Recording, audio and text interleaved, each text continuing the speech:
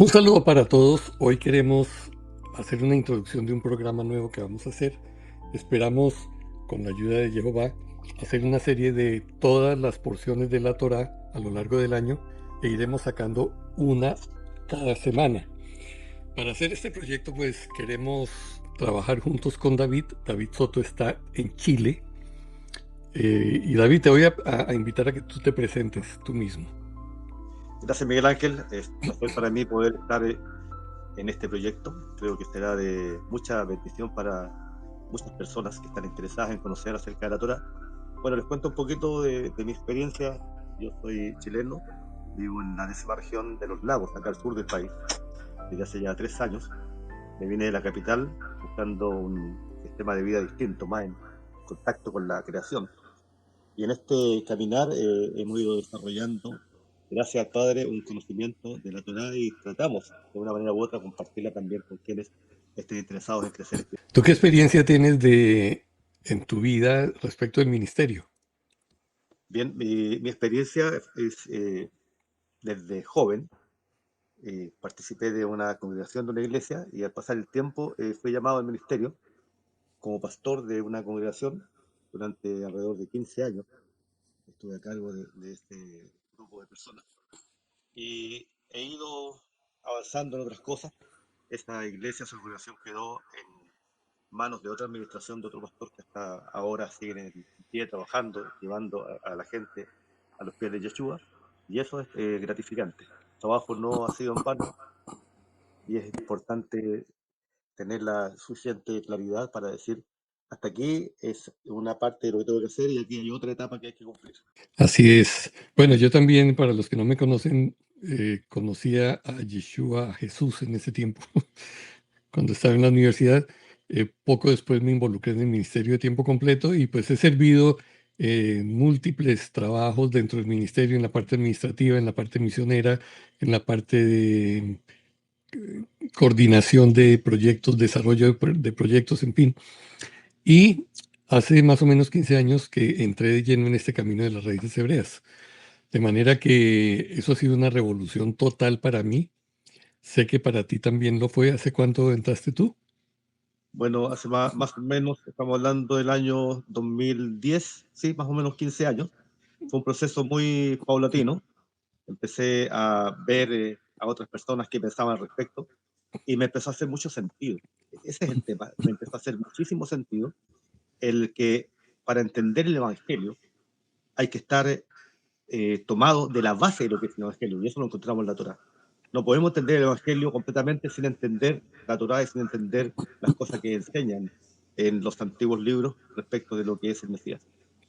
Bueno, sí, ahora que tú lo mencionas, a manera de introducción todo esto, lógicamente, siempre pienso que cuando uno entra en la vida espiritual, o sea, cuando conoce uno a Jesús, y siempre le dicen a uno, arranque a leer el Evangelio de Juan, y entonces uno arranca muy emocionado leyendo el Evangelio de Juan, y luego los otros evangelios, el resto del Nuevo Testamento, y así se nos pasa la vida. Ocasionalmente uno lee porciones del Antiguo Testamento, pero como siempre nos han dicho, eso no aplica para nosotros porque eso es para los judíos, pues se queda uno como con muchos vacíos, muchas lagunas. Y resulta que ahora que yo he encontrado todo este camino, digo ahora hace 15 años, me doy cuenta que lo que sucedió al comenzar leyendo el Evangelio de Juan es como cuando usted entra a una película a la mitad, ¿sí? Y usted no sabe cómo fue el argumento, pero simplemente trata de imaginarse en la cabeza qué es lo que está pasando, qué fue lo que sucedió antes de lo que está viendo en la pantalla. Y uno llega a conclusiones erróneas muchas veces, pero pues ni modo, a esa fue la hora que entró y le toca aguantarse el resto de la película. A La verdad menos es, a menos que después de eso haga el ejercicio de llegar a tiempo y ver la película desde el principio, claro, que en el fondo es lo que hemos estado haciendo nosotros al ir a la fuente original, que es la Torá, para poder entender la magnitud del Evangelio. correcto.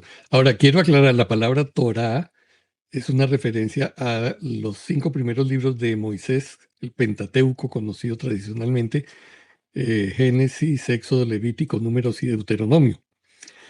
Y decimos Torah porque, bueno, ese es el nombre que tiene originalmente en hebreo. Y además, la Torah no es simplemente la ley, como se ha traducido en el mundo cristiano, la ley de Moisés. No, la Torá realmente son las instrucciones que el Creador le da a su criatura para que sepa cómo vivir, para que viva bien. Entonces no es una ley. La Torá incluye leyes, sí. Incluye Sí. leyes, incluye mandamientos, incluye ordenanzas, testimonios y una serie más de cosas que iremos viendo por el camino.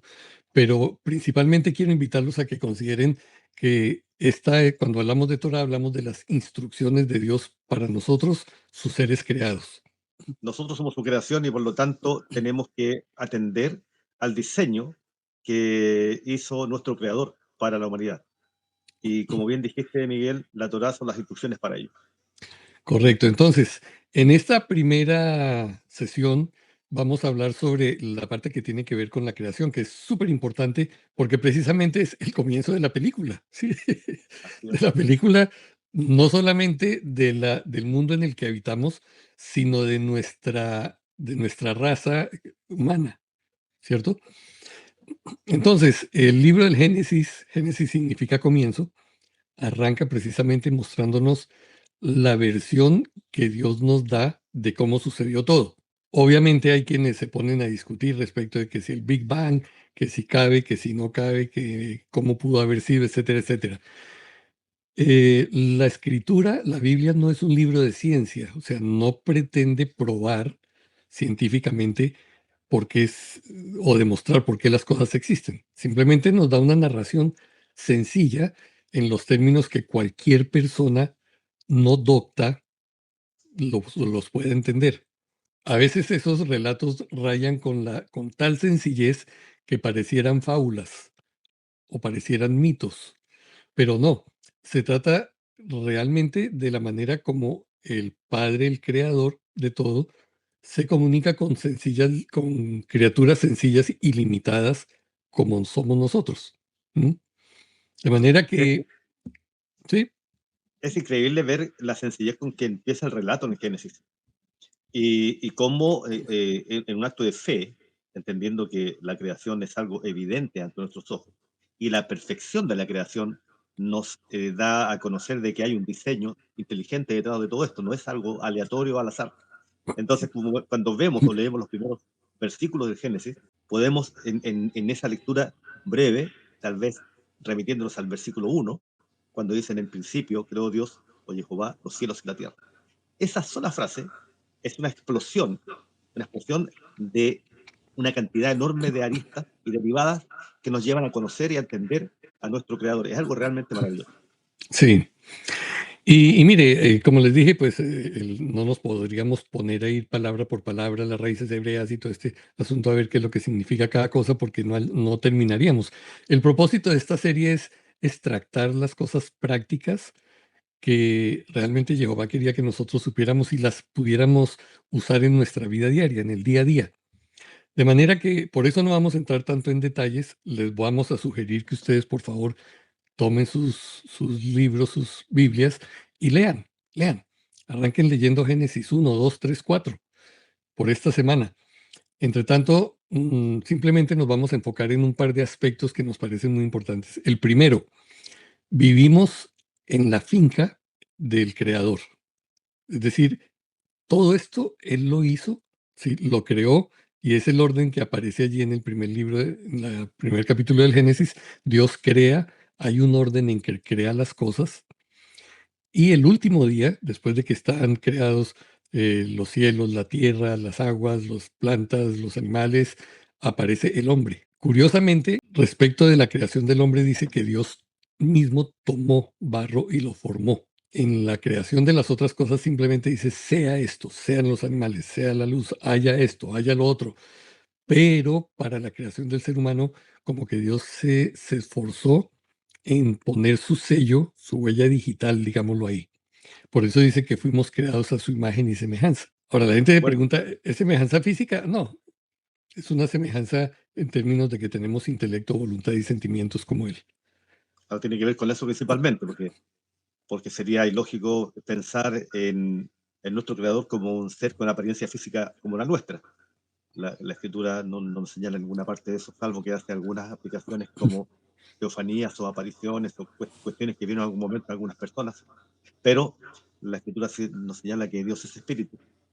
Ujú. Y nosotros somos semejantes a Él, como bien lo dijiste, en nuestra capacidad de poder discernir, nuestra capacidad de poder decidir. Tenemos voluntad propia. Dios nos creó en ese sentido a su semejanza. No somos seres autómatas. Tenemos razón y tenemos decisión. Correcto. Entonces, teniendo eso en mente, es interesante mirar que esto sucede al final del sexto día. O ¿Sí? sea, el Génesis nos habla de que hubo una sucesión de creaciones, día primero, segundo, tercero, cuarto, quinto, sexto. El sexto día el hombre es creado, hombre y mujer, y el día siguiente, inmediatamente después, lo primero que el hombre tiene para vivir es un día de reposo, un día de descanso. Curioso, ¿no? Es curioso eso, es curioso. Lo Sí, introduce el descanso en primer término al hombre, lo crea y lo introduce en el descanso de inmediato. en el Demuestra, descanso. demuestra Eso es reposo, sí. increíble porque es lo contrario a la sociedad nuestra, ¿no? La sociedad nuestra es trabaje, trabaje, trabaje, no descanse. Si usted quiere ser grande, si usted quiere ser importante, quiere protegerse en su vejez, tiene que trabajar y no descansar. Y resulta que en la mentalidad de Dios es otra. Él nos crea y nos da el primer día de descanso o de reposo llamado Shabbat para que estemos con Él. Y tiene mucho sentido. Tiene mucho sentido que el primer día Él no nos lanzó, bueno, arranque pues a cuidar el jardín y a trabajar, ¿no? Sino a tener un tiempo con Él. Ese debió ser un tiempo, no nos lo describe la escritura, pero permítanme soltar la imaginación en ese sentido. Dios debió tener ese tiempo para explicarle al hombre quién es Él, qué se esperaba de Él, cómo se relacionaba consigo, con Dios mismo, ¿sí? Y qué era lo que había puesto en su entorno, qué cosas son alimento, cuáles no lo son, cómo relacionarse con la creación, con los animales, etcétera, etcétera. Ahí Ese vemos fue ya un, la instrucción de Dios operando desde el principio. claro. Entonces, Antes que fuera escrita la palabra, antes que fuera escrito el libro, ya estaba operando la Torá o la instrucción del Creador para su criatura. correcto. Y lo más interesante de todo esto es que el hombre debe tomar conciencia de que está en un lugar que es propiedad de otra persona, Somos ¿sí? inquilinos. Somos inquilinos y evidentemente, Exacto. mire, si hay algo que los que nos están viendo y tú y yo sabemos, es que así como llegamos un día sin haber pedido que nos enviaran aquí, vamos a salir Así y es. no se nos va a preguntar si queremos irnos o no. Ese día tendremos que irnos y todo lo que hayamos acumulado, lo que hayamos pretendido poseer, lo que hayamos alardeado de haber fabricado, de haber administrado, todo se queda. Así es. Bueno, Eclesiastés lo dice claramente. El destino del rico, el pobre, el sabio, el necio es el mismo. En ese Correcto, sentido no hay diferencia al momento de irse. Somos todos iguales. por supuesto. Entonces, ¿no, no les parece sabio que si esa es la realidad de la vida, nosotros debiéramos, en la medida que vivimos día tras día, esforzarnos en buscar cuál es el propósito que Él, con el cual Dios nos puso en la tierra? Porque evidentemente no nos puso para que fuéramos ricos, para que hiciéramos dinero, porque Él sabía que nos teníamos que ir de aquí, ¿sí? Entonces, ¿cuál fue su propósito? ¿Para qué ¿Qué nos estamos dio haciendo? claro, para qué nos dio dones, talentos, para qué nos puso en la familia en la que nacimos, para qué nos equipó con las habilidades que a cada uno le dio, cantar, tocar, crear, reparar, lo que sea? ¿Para qué? ¿Cuál es el propósito de eso? Porque de Al eso trata servicio, la vida. al servicio de qué está todo lo que tenemos. Yo Correcto, creo que la pregunta de fondo es, ¿al servicio de qué están nuestros dones, nuestros talentos, nuestras habilidades? ¿Para qué?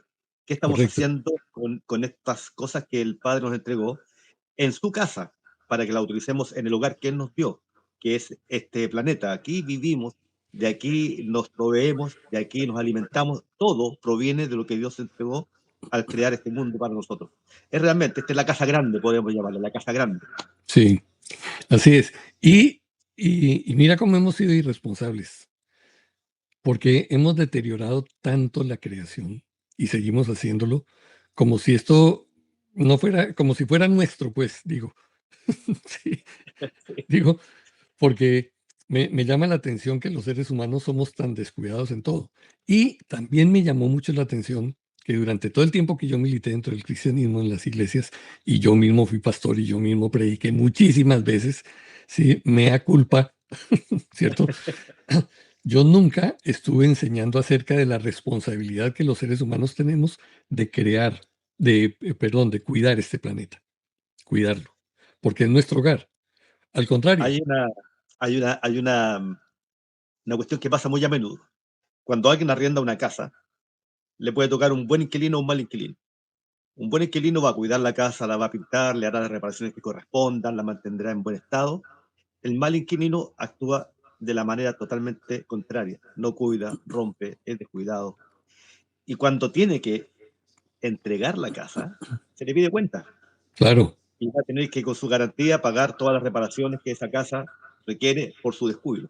Ahora, si lo vemos en el plano del el lugar donde nosotros estamos, que es la casa que Jehová nos ha dado, de igual manera debemos cuidarlo. Debemos cuidar nuestro entorno, debemos cuidar las cosas que Él ha puesto en nuestras manos, debemos cuidar de no contaminar. Hay tantas cosas que podemos hacer para realmente ser buenos inquilinos en esta casa en la cual estamos de paso. claro, y no solamente eso, sino para dejar un lugar apropiado para los que van a llegar. Y es, Sí, recuerdo cuando iba a los aviones, cuando viajaba mucho, tuve que viajar mucho nacional e internacionalmente, siempre me llamó la atención un letrerito que había en los baños de los aviones, ¿sí? Dice, deje el baño como le gustaría encontrarlo, ¿sí? O sea, déjelo limpio, no, no, no, sí, no todo embarrado por allá de cosas, en fin. Entonces, yo pienso en eso. Nosotros deberíamos esforzarnos por dejar un planeta mejor para nuestra descendencia, para nuestros hijos. Pero iba a ser la relación de que nunca enseñamos la responsabilidad de cuidar la creación. Al contrario, como se nos enseñó que Yeshua va a venir y cuando Jesús venga va a hacer crear cielos nuevos y tierra nueva, entonces eso no importa.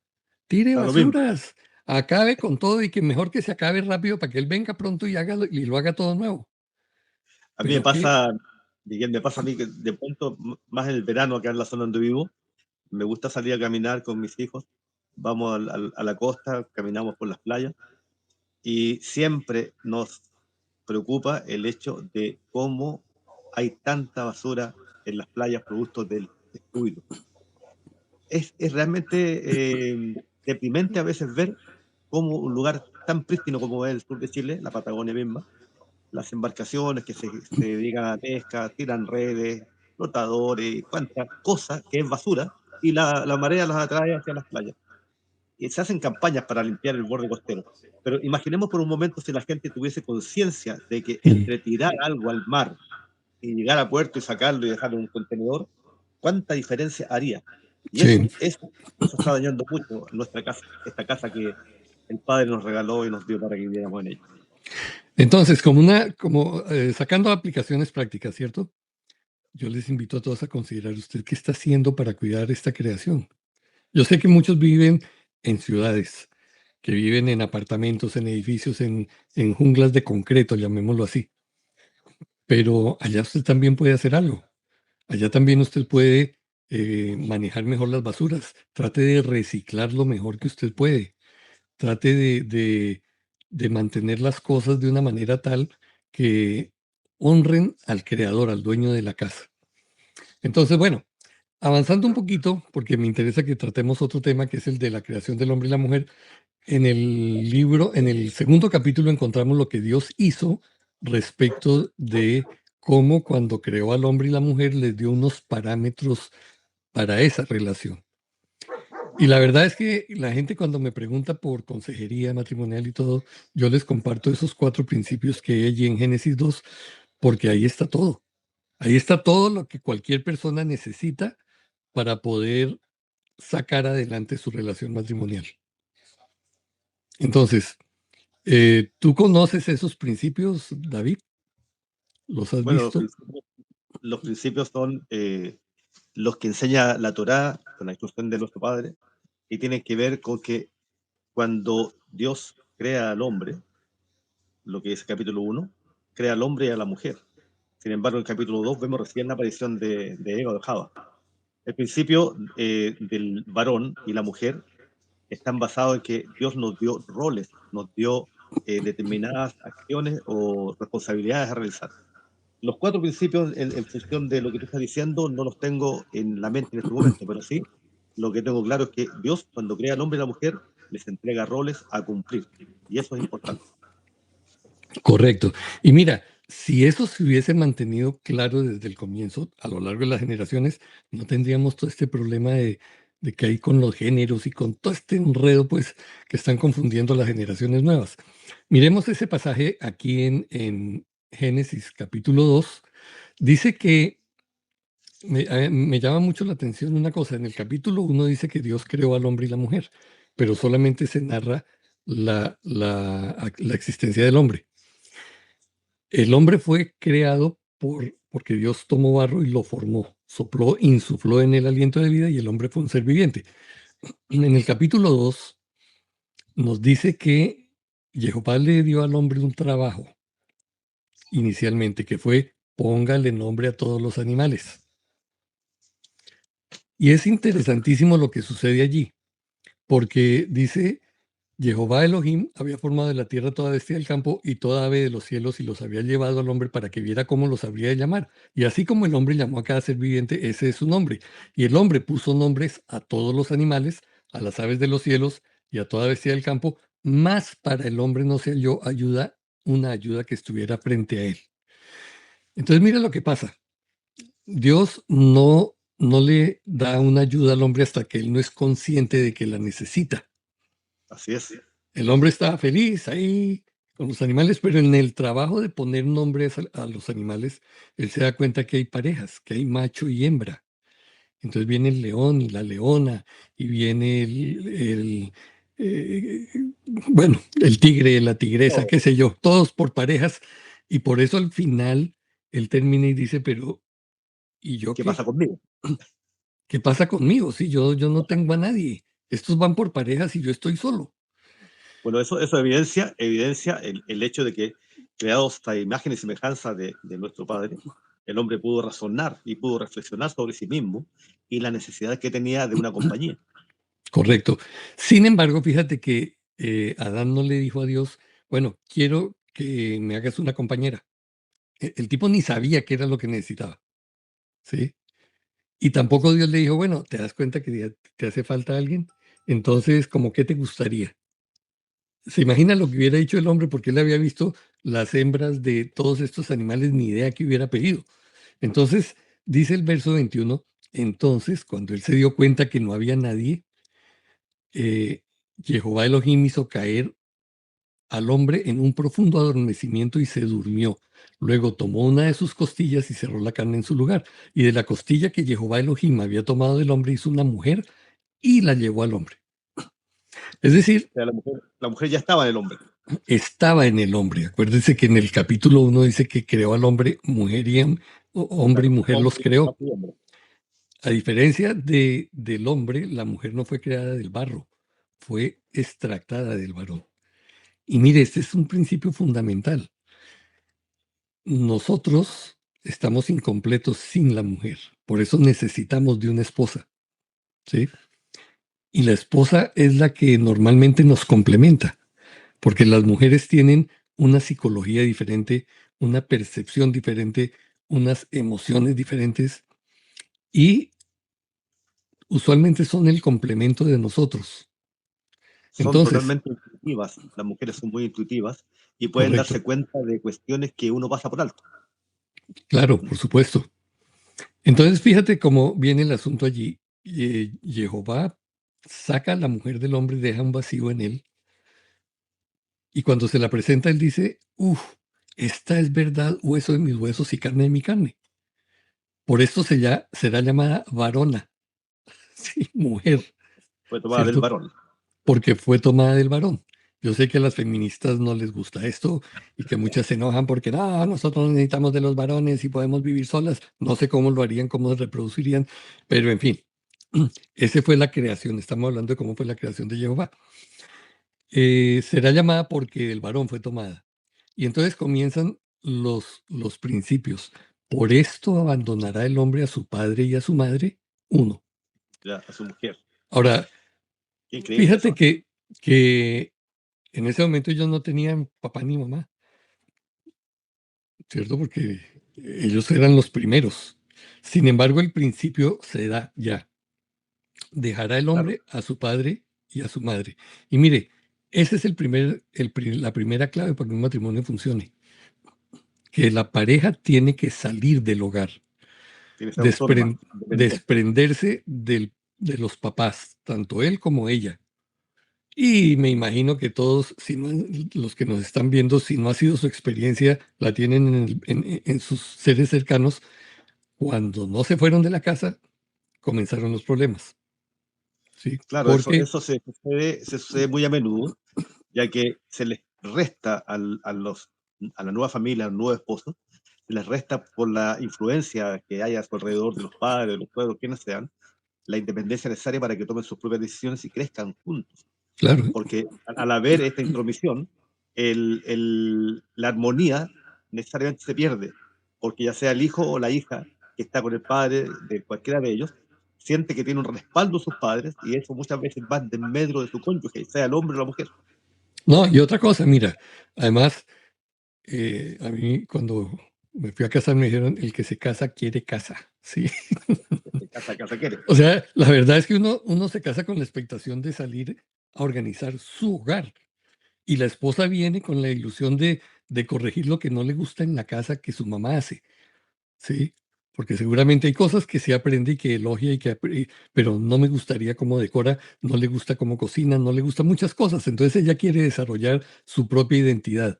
Por eso es importante que los dos, que la pareja salga a vivir, así sea en una habitación. Nosotros recién casados no encontrábamos apartamento. Nos tocó irnos a vivir a compartir un apartamento con una persona que nos aceptó mientras nos entregaban el apartamento, pero no estábamos en la casa de nuestros padres ni de los suegros, ¿sí? Bueno, tu Y eso experiencia nos es muy ayudó. similar a la mía. También mi experiencia es similar, porque cuando yo me casé, mi padre me dijo, David, si quieres venir a vivir acá con nosotros, con tu esposa, y yo le dije, papá, te lo agradezco mucho, pero prefiero empezar con ella donde podamos estar. Y también pasó lo mismo, estuve 3 meses viviendo en la casa de una persona que me permitió que estuviéramos ahí mientras yo había arrendado una pequeña casa en un barrio de Santiago, y mientras tanto la arreglábamos, la limpiábamos y todo lo demás. Vivimos en la casa de esta otra persona, pero no con nuestros padres. Y Correcto. eso nos ayudó Eso es vital. enormemente. Es vital, nos ayudó a salir adelante en muchas cosas. Entonces, ese es el principio de independencia, salir de la casa. Y mire, si ustedes que nos escuchan están teniendo problemas todavía por la interferencia de sus suegros o de sus papás después de 20 años de matrimonio, se debe a esto, a la ignorancia de este principio. Ahora, el segundo, ¿cuál es? Dice, se unirá a su mujer. O sea, el hombre y la mujer son uno, porque la mujer fue sacada del varón. Entonces la mujer ahora va a formar parte del varón, ¿cierto? Los dos son uno, tienen una meta común, deben tener sueños comunes, deben conversar para proyectar una vida, los dos. Entonces, ese asunto de que, no, yo voy a hacer mi vida, ¿sí? Y es que tú me tienes que respetar y me tienes que apoyar porque yo voy a hacer mis decisiones y tu dinero es tuyo y el mío es mío. Y cada uno tiene sus sueños y yo salgo con mis amigas y tú sales con tus amigos y en las vacaciones yo me voy para acá y tú te vas para allá. ¿Qué sentido tiene eso? Pero condenado al fracaso. Obvio. Entonces se trata de que mi mejor amiga es mi esposa y yo soy el mejor amigo de ella. De que mi amante es mi esposa y yo soy el amante de ella. O sea, en la vida sexual también. En la vida Bueno, sexual nos vamos a unir y vamos a satisfacernos mutuamente y a eso se refiere el tercer principio. Serán una sola carne. Implica esa intimidad sexual. Y es curioso, como dice el verso 25, el hombre y su mujer estaban ambos desnudos y no se avergonzaban. No se refiere simplemente a una desnudez física, sino a esa transparencia que sin debe malicia. haber de la pareja, ¿no?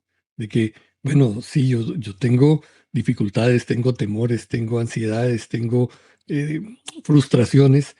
Yo debo darle a conocer eso a mi esposa porque en ella encuentro ayuda. No es en los amigos, no es en la secretaria que tengo, que ella sí me comprende, no es en el pastor de la iglesia, por favor. Los pastores no podemos hacer esa tarea. Es su esposa, es su esposo el que está Bueno, llamado y está diseñado por Dios para cumplir ese rol. es el nivel más íntimo de cercanía que existe entre un hombre y una mujer, el matrimonio. La intimidad sexual, el poder complementarse en un ambiente limpio, donde no hayan cuestiones externas dañando esa relación. Porque como bien tú dijiste, a veces el esposo o la esposa empieza a buscar ayuda en otras personas y no se limita en lo principal y primordial a acercarse a su cónyuge, a su esposa o esposo, y comentarle lo que está sintiendo. Creo que la pareja están para ayudarse mutuamente. Dice que serán una sola carne, y en eso no solamente habla de aspecto sexual, sino que también de aspecto integral de la pareja.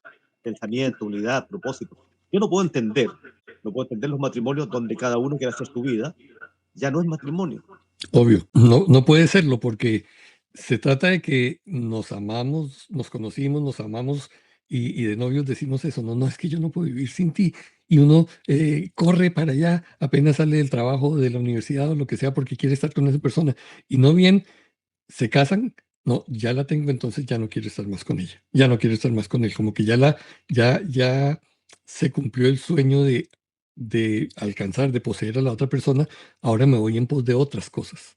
Claro. No, resulta que esa relación hay que construirla a lo largo de toda la vida. Miren, nosotros, mi esposa y yo vamos a cumplir 50 años ahora en diciembre, 50 años de matrimonio más 3 de noviazgo, 53. Prácticamente desde los 18, 19 años nos conocimos. Y todavía nos estamos conociendo. Todavía a veces yo le cuento cosas que le digo, yo te conté esto, y me dice, no, de cosas por allá de mi vida cuando era adolescente o cuando era niño. Pero no solamente eso, sino porque la vida nos va cambiando, porque al cambio de la cultura, al cambio de la edad, nuestras necesidades emocionales, físicas, de todo sentido cambian y los gustos cambian también. Antes me gustaba el color amarillo, ahora me gusta el café, qué sé yo. Entonces, Vamos cambiando. necesitamos conocernos permanentemente para ayudarnos y apoyarnos mutuamente. De eso se trata. Entonces, mire los 4 principios allí tan claros. 1, separación. Dejará el hombre a su padre y a su madre. 2, unidad. Se unirá a su mujer, serán una sola carne. 3, intimidad. Estaban desnudos y no se avergonzaban. Otra vez, en el sentido integral. Y el cuarto es tácito. El cuarto no está explícito, pero está ahí. Y es que todo eso sucedió en la presencia de Jehová. Es decir, un matrimonio para que funcione, los dos tienen que estar cercanos o en la presencia de Jehová, porque es Él quien llena los vacíos que nuestro cónyuge no puede llenar. Es Él Claro. quien nos da la capacidad de perdonar o quien nos hace sentir el perdón cuando hacemos una embarrada. Es Él el que nos da la fuerza para el hálito de vida para continuar adelante. Entonces, esos 4 principios son de aplicarlos a lo largo de toda la vida, Y que son el hasta que, fundamento de una relación sana, son el claro, fundamento de un matrimonio exitoso. No hay otra forma, creo yo, de que un matrimonio obtenga éxito en su recorrido de vida si no está bajo estos 4 principios. Es como el paraguas que nos cubre, está primero nuestro padre que nos creó y luego está la familia bajo ese paraguas. Hay muchas cosas más que hablar respecto a esto, pero hablando del matrimonio, propiamente tal, estas instrucciones, estos principios son la base para que haya una vida armónica durante todo el recorrido, porque al fin de cuentas, Miguel, cuando un hombre y una mujer dejan a su padre y a su madre y hacen una familia, es un camino al cual están dispuestos a caminar siempre juntos. Muchas veces hay rupturas por salirse de los principios que tú has mencionado, por apartarse de estos principios que son fundamentales, los matrimonios rompen su relación y viene dolor, viene caos, viene tristeza. Y es muy lamentable porque eso sucede solo y exclusivamente por no atender a estos principios. correcto. Entonces, bueno, vamos a dejar hasta ahí.